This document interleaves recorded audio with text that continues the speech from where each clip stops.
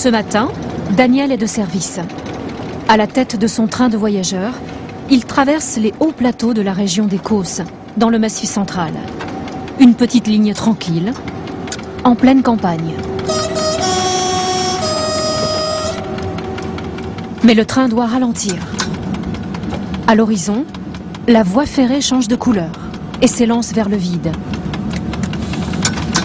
Ici commence le viaduc de Garabi. Et quand on arrive sur le viaduc, on a l'impression que tout s'en va sur les côtés. On voit le vide de partout.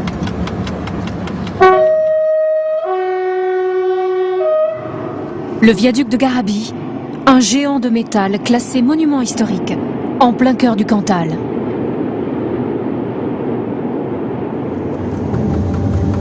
On a l'impression d'être suspendu. Depuis que je roule, c'est vraiment le seul viaduc où on a cette sensation-là. Moi, je me régale à monter sur ce viaduc. C'est un ouvrage qui est vraiment magnifique. L'arche, monumentale, fait 125 mètres de long sur 122 mètres de haut.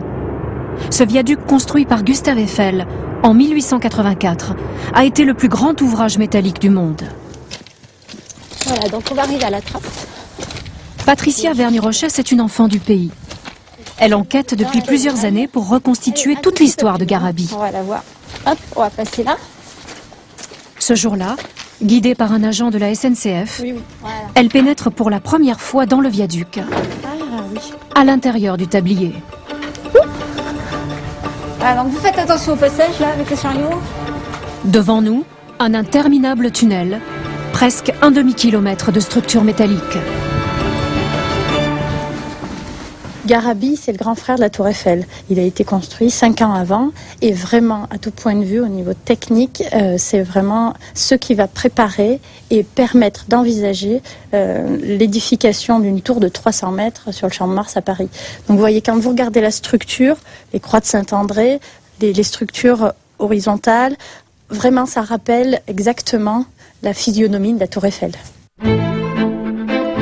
Même structure, mêmes audaces, mêmes ingénieurs. Ce viaduc a permis d'expérimenter les techniques de construction utilisées pour la Tour Eiffel. Un ouvrage modèle donc dans l'histoire de l'architecture métallique. Un emblème aussi du style Eiffel. Un style qui allie la performance à l'esthétique. Gustave Eiffel a 46 ans lorsqu'on fait appel à lui pour bâtir le viaduc. Il vient de réaliser un pont célèbre à Porto, le Maria Pia. Ce pont lui inspire le viaduc de Garabi. Car le défi est le même. Il faut enjamber la vallée grâce à une arche monumentale.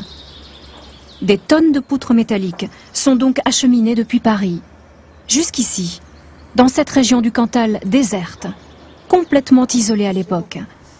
Le pari est un peu fou.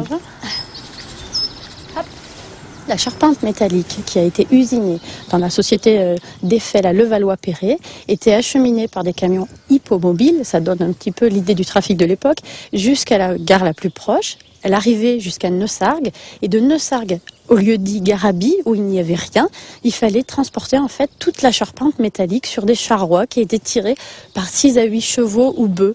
Ça varie selon les sources retrouvées.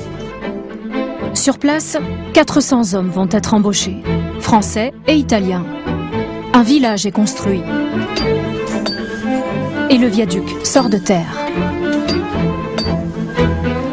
Un ouvrage audacieux, d'une résistance à toute épreuve.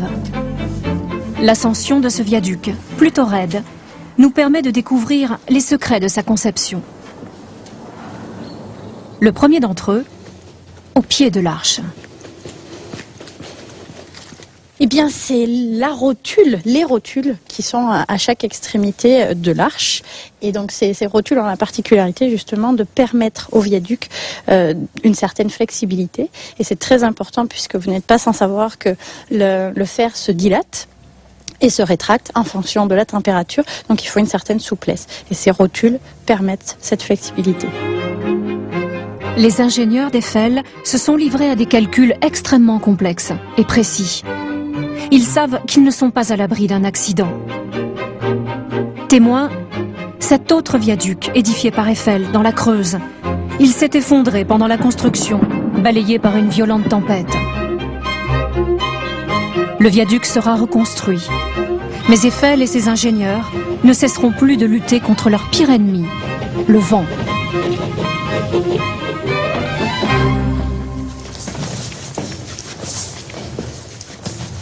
Notre ascension continue, à l'intérieur de l'arche. Une arche aérienne qui culmine à presque 100 mètres au-dessus de l'eau. Un travail titanesque pour l'époque, car le montage de ce viaduc a été réalisé sans aucun échafaudage.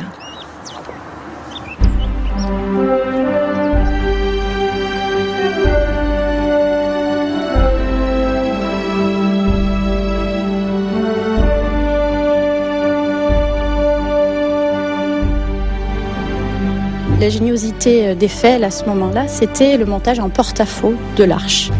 C'est-à-dire de partir de chacune des extrémités sur les plateformes en granit et de faire se rencontrer les deux parties de l'arche.